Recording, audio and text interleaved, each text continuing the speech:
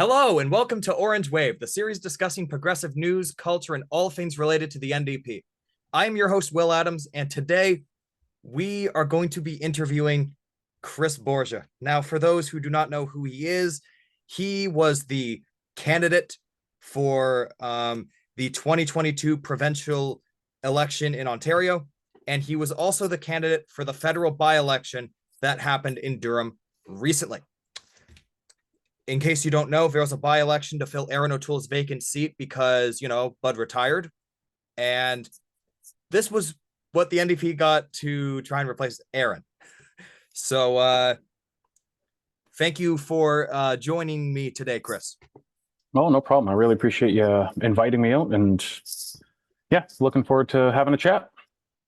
Cool. So to get things started, why don't you tell the people viewing at home or listening at home, why don't you tell them about what you do? So I'm an electrician by trade. I started that right in high school with the co-op program. Very good program. I'm really happy that we have schools that are still doing that. And from there, kind of just built my trade, ended up getting my master's license. Then I joined into a union. And that's really where a lot of things started to change for me. Overall quality of life, a lot that the union has to offer. So I kind of just kept following my career path as an electrician, and then ended up getting injured on the job. And it's a work-related injury that has kind of made it more difficult to continue that career path as an electrician.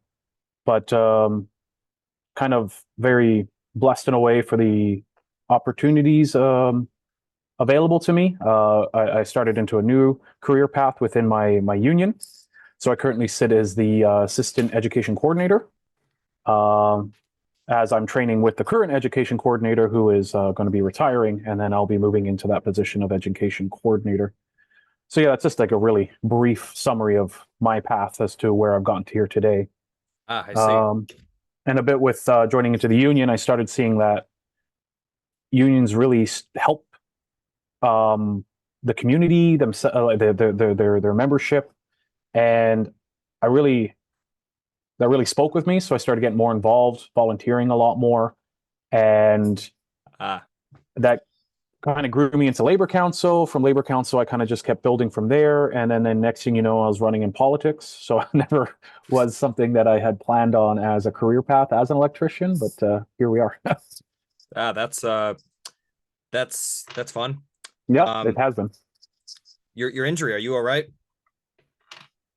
It's a long process. Lots of work going on it, and something I'm just really cognizant of. But I have an amazing team on the medical side that's really helping me, and keep having different breakthroughs. And at some point, I'm hoping to try and get back to where I used to be back before the injury. But it's a slow process, and I'm remaining hopeful throughout it. So I'm really happy to be working with everyone that I'm working with to kind of recover. Good man. Now the by-election ended, but despite that, I still figured it might be good to ask you questions. So sure. Okay. Would be a good question to ask first. Well, actually, here's a good question to ask first off. The Durham by-election results. We had one of the lowest voter turnouts in Durham's history. And the Jamil Javani and a bunch of conservative members of parliament have been characterizing this as a spectacular win for them, despite the fact that Aaron O'Toole had twice as many votes as Jamil Javani had in the 2021 federal election. Aaron O'Toole got twice the votes that Jamil got this time around. I don't even think 1/3 of Durham voted in the by-election. But regardless of that, not a lot of people voted. What are your thoughts on that? On the voting, having the conversations with people at the door, people are tired and they're fed up and they're frustrated with the two parties that have been presented to them for as long as they have. consistently making promises and failing to deliver. And I think that's what we're seeing as a result. It happened in the last provincial. We had one of I believe, the lowest voter turnout ever. Yeah, we did. And this current by-election, I believe we had 25 or 27%, somewhere around there. Don't quote me that as fact. We can easily check that, but somewhere in around there. So we're talking about a quarter of the population that could have voted did vote, which tells me that that's not the majority that are speaking. That is a group that of the community that are always going to vote. Yeah. And, good on them for doing that. We have to get out and vote. We have to make sure our voice is heard, regardless of who it is that the vote is for. We really got to take that opportunity to make sure we put someone in place that is speaking for what best represents us. Yeah. Obviously, the Conservatives are going to say, this is the people have spoken. That's politics. That's just part of the game, and that's what they have to do. Yeah. So, we can't always, you got to take it with a grain of salt, that kind of stuff. You got to keep in mind with Jamil Giovanni in particular, two things. He is a parachute candidate.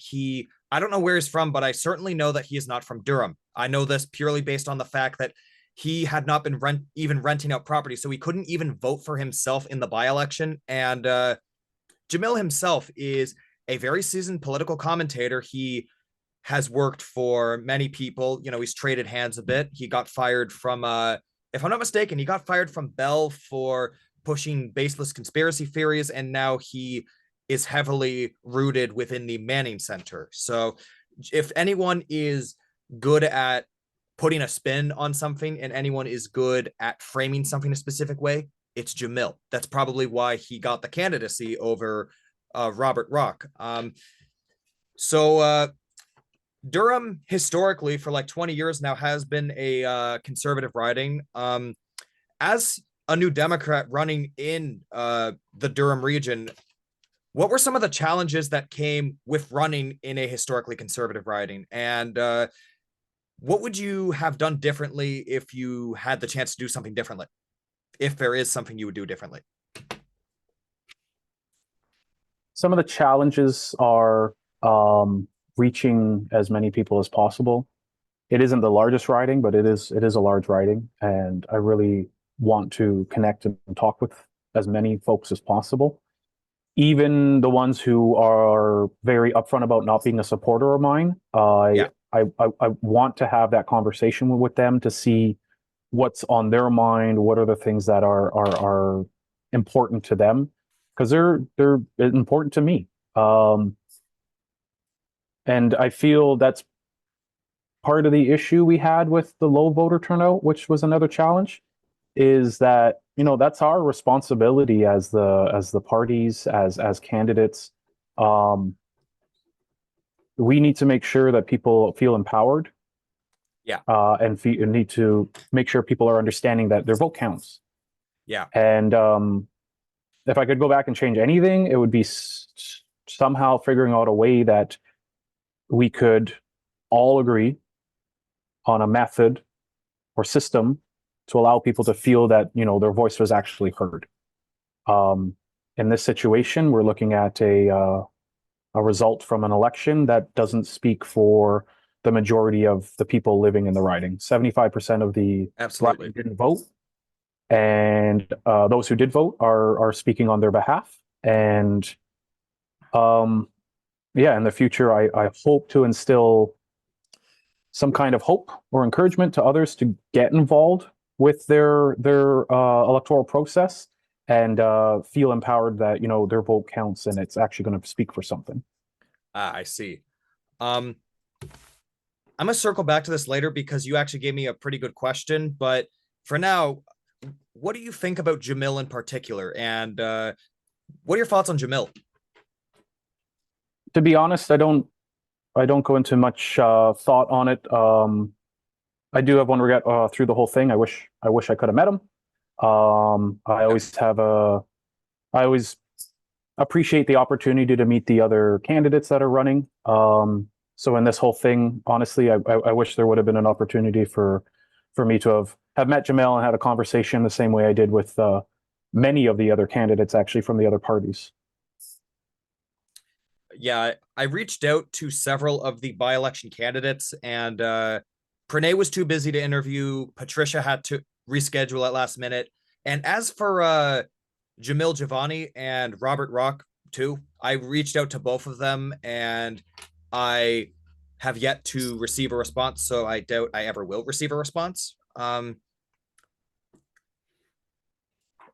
I don't know much about Jamil's personal life because I haven't met him. I only found out really who he is like this year, but I feel like there was a big issue with the fact that, as I stated earlier, he is not local to this community and is probably, all things considered, compare him to his predecessor.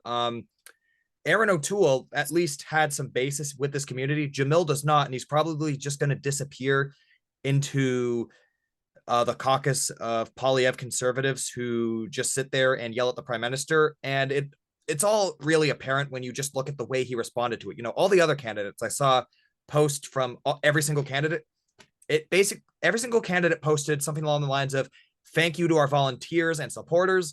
We didn't win, but we're going to keep fighting for you. Oh, Jamil had the most petty response possible, and it showed a lack of integrity on his part. In my personal opinion, of course. Will you be running in the next federal election? That's hard to say right now. Usually, and this is just my own personal way of dealing with everything and making sure you do that, check in with yourself. I don't make any decisions following the a current campaign, because how you're feeling now isn't necessarily how you're going to feel later. So what I try and do is I just get right back into my normal groove of things, and then I make a decision down the line if I'm going to reoffer or not. There's always a process involved to make sure that the person chosen is the one that the people of the riding want to represent them. That is true. So that is true. But currently at this time, I can't answer either way. And yeah, right now I'm just looking forward to just a little bit of downtime, getting back into the groove here with my position at work. And actually, I have my birthday coming up. So I'm going to be honest, I'm looking forward to celebrating my birthday and getting together with some friends. And I know they're going to have lots of questions about how everything went with the election. And it'll feel good to just kind of, sit back and relax for a weekend. Well, happy early birthday. I hope Thank you. How old are you turning this year? I'll be 35 this year. Wow, you're that young? Yeah. But, we need the young people involved in politics. There's a lot going on.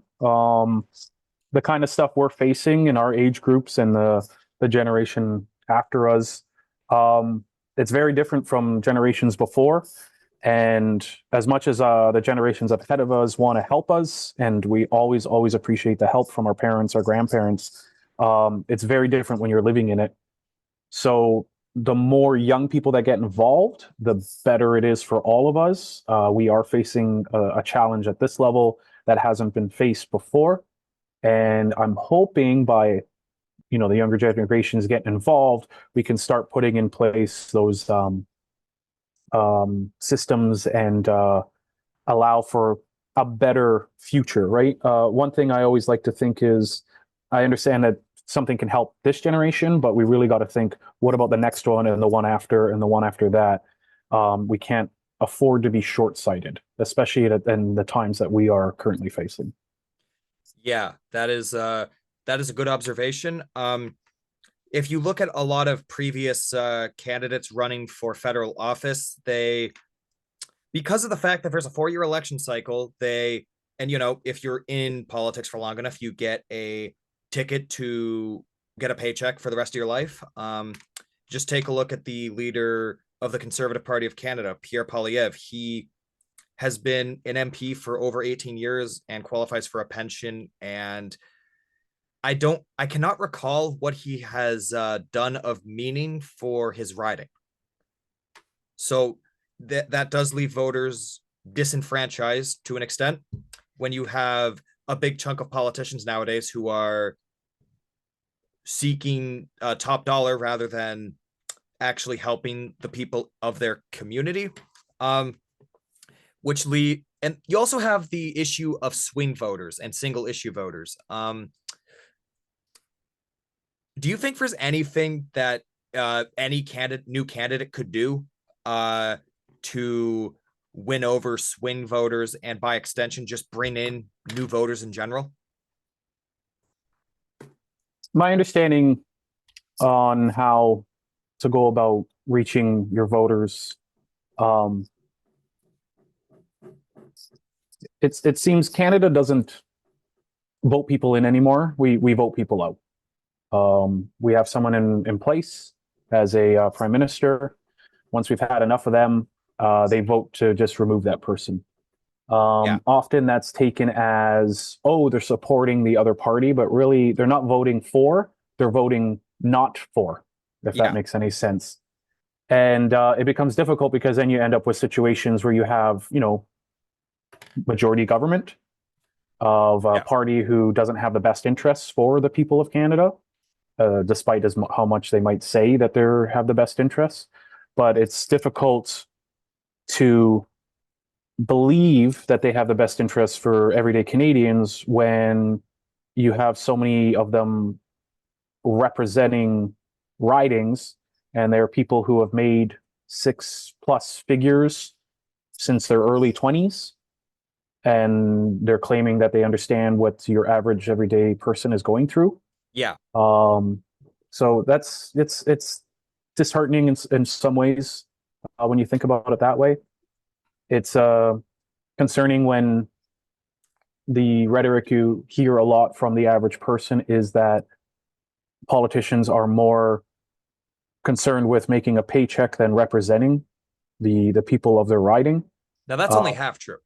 Some are, but there are some genuinely good people who walk into provincial and federal parliament who are willing to roll up their sleeves and get things done. But the unfortunate thing is, due to the way politics has been sensationalized by tabloid media and a handful of people who are more extreme, what has happened is the voices that are genuinely good get drowned out by the louder, more obnoxious, and less willing to help people kind of representatives. I was trying to build to a point of, like, I'm not saying that it's all government representatives, but I'm more so in conversation do feel concerned when that is shown to be true of a representative, whether it be federal or provincial. It would be my hope that when people run for a position in government, that they actually do want to represent what's best for people of Canada or people of the province that they represent, or even municipally. So just more so a personal concern. And I really do hope that going forward, people do feel empowered to take part in the electoral process, because if we don't, we're just going to continue to see the same revolving door system that we have in place of conservative, liberal, which has resulted in where we are today. So when I was supposed to do an interview initially with Patricia Conlon, I ended up posting something on my Instagram story asking people who followed me what they wanted me to ask her and candidates in general. And disproportionately, the one thing I was asked the most was actually about electoral reform, which was something that Justin Trudeau promised back in 2015, but he has since completely forgotten that he even did promise that to begin with. Pierre Poilievre is definitely not in support of electoral reform. But we've seen past big players in politics, once they retired, who have come out and say, you know what, electoral reform doesn't look too bad. So far, we have had both Stephen Harper and Aaron O'Toole say that electoral reform looks like a good thing. And I feel personally that the way our elections work is a big part of the reason why younger people don't want to vote, because keep in mind, the popular vote is not taken into consideration in an election. A big example of that would be the Ontario provincial election in 2022. the overwhelming majority of people voted for parties that weren't Doug Ford, but their votes were scattered around. 2 million people voted for other parties. 1 million voted for Doug Ford, and he got a majority. And in the next federal election, all it will take to get a majority is if one party gets 40%, assuming that the votes are scattered around different parties, which simply put is ridiculous and doesn't actually represent Canada. So what are your thoughts on the way our elections work? With the numerous studies that have been done and conversations I've been able to have, I feel electoral reform would better represent what people actually want. Yeah. There's better systems available. It'll be hard to see one of the two common parties between conservative and liberal actually make a change, because they're the ones who benefit from our current electoral system. Yeah. But having proportional representation based on what people actually voted and want would actually get you your more accurate representation of what I'm repeating myself, of what people actually want. Yeah. So in my mind, yes, electoral reform is definitely something that we should be looking into and considering. And I mean, when I say consider, I mean like really talking about it and getting in a proper process that represents what people want, not what the not just what like wealthy individuals or corporations or what's going to benefit them. We're the ones who go in, do the hard work, day in, day out. We're the ones who, you know, our voices should be heard. We're the ones struggling, and I'm on board for making sure that working class is represented properly when it comes to votes. But we're also, like I said, we're the most I don't want to say discouraged when it comes around to elections, because we've been just doing the same thing over and over, and it ends up with the same result, even though we're trying to make a difference. So yeah. It says here that the meeting only has about 7 minutes left, so we can wrap it up. Do you want to do a closing question? And I'll I actually have a handful of your election flyers, believe it or not, and I read through them, and it said that this one says that your platform, your 3 bullet points here were fighting for equality and public health care, making life more affordable, and speaking up for seniors, families, and youth individuals. In terms of healthcare, what do you think is the biggest problem with healthcare, and what do you think could be done to fix it? So they're consistently cutting and underfunding our healthcare. Okay, that's done on purpose. They want it to benefit their own. You're going to see them starting to talk about privatization, which in very simple words is American-style healthcare, because it's going to benefit their buddies. We know public healthcare works. We know properly funded public healthcare works. I don't think anyone would disagree that Canada was founded on what our public healthcare, or not founded, is identifies very much with our public healthcare. When I get to travel, people talk to me, especially in the States, about what it's like having public healthcare, the benefits of it. And it's something we as Canadians are very, very proud of, that we have this public healthcare. So the NDP actually had a pretty good win with universal pharmacare being having a law passed recently that will bring universal pharmacare to Canadians. Yeah, so it's a staged introduction. We've agreed on 2 pharmaceuticals. So we're talking birth control, diabetes medicine, so like life-saving medicines. There's more to be introduced. It's going to be staged in place. We also have a big win on dental. So next year, any household that makes $90,000 or under has dental care provided to them. That was a staged process that we brought in. And you're going to see the same thing come out from pharmacare. Talking with people in the riding, I would bring up, a story of talking to someone else about them having to cut their meds in half just to make them last. And it was far too often that the person I'm talking to says, yeah, that's what I do. Yeah, that is something that you should not have to pay a cent for life-saving healthcare. In my opinion, I believe that healthcare is a right and should be treated as such. Especially in a country such as Canada. And we've done it. Yeah. We've been providing it, and we know that properly funding it and being accountable with the monies that we're allocating to it will be able to be utilized to help the system, offer better pay, offer better treatment of our patients. We don't have to keep doing what you're constantly hearing out of anywhere, especially here in Ontario. Yeah. And I honestly feel we would see a lot better, and we'd have a lot more people on board with keeping the things the way they are. We can go through history of Canada, even in Ontario, of the results of privatization.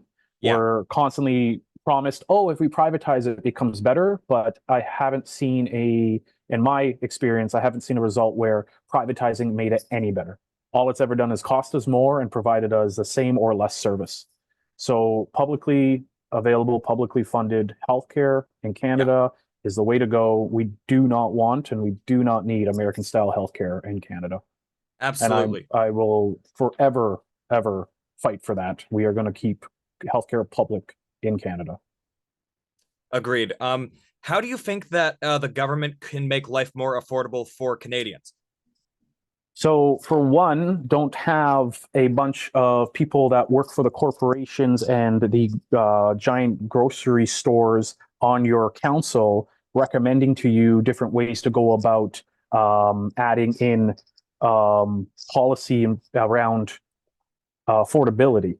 Yeah. If you want to find out what's going to help people, you talk to people. You have councils built up of regular people and people who are facing these struggles, not a bunch of ultra wealthy to make decisions on behalf of the working class.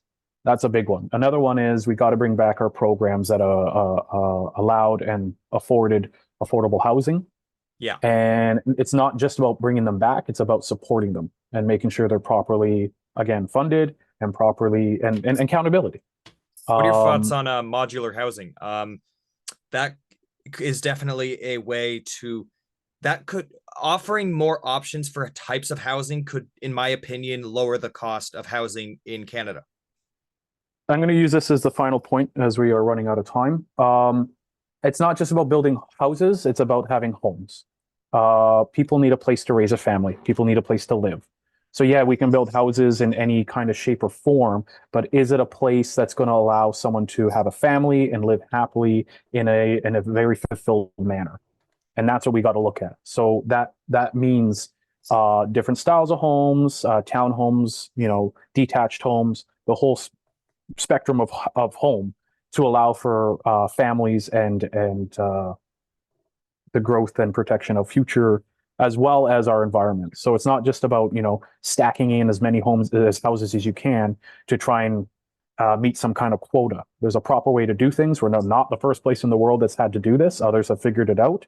And we can do that here as we look at it at a smaller scale and build it out. It's definitely something we can do.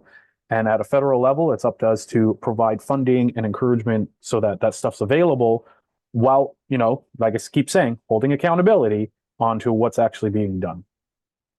I guess the final question, since we're running out of time, would be, would you support a windfall tax for rich CEOs like Galen Weston?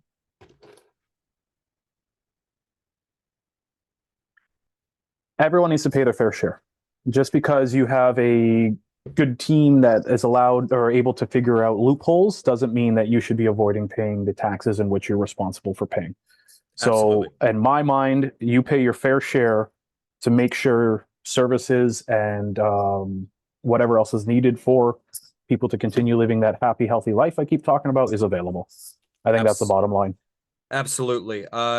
Thank you for taking the time to come onto the show and inform my audience of what you have just stated. It has been a tremendous conversation, and it's been cool working with you. No, I really appreciate it, and I do appreciate you coming out and helping out on my campaign. I do look forward to working with you in the future, and I really appreciate you making time for an interview with me to kind of wrap up how everything went for this by-election. The fight's not over yet. It's just Nope, beginning. we'll keep going. You're right. All right, you take care. We'll talk soon. You too.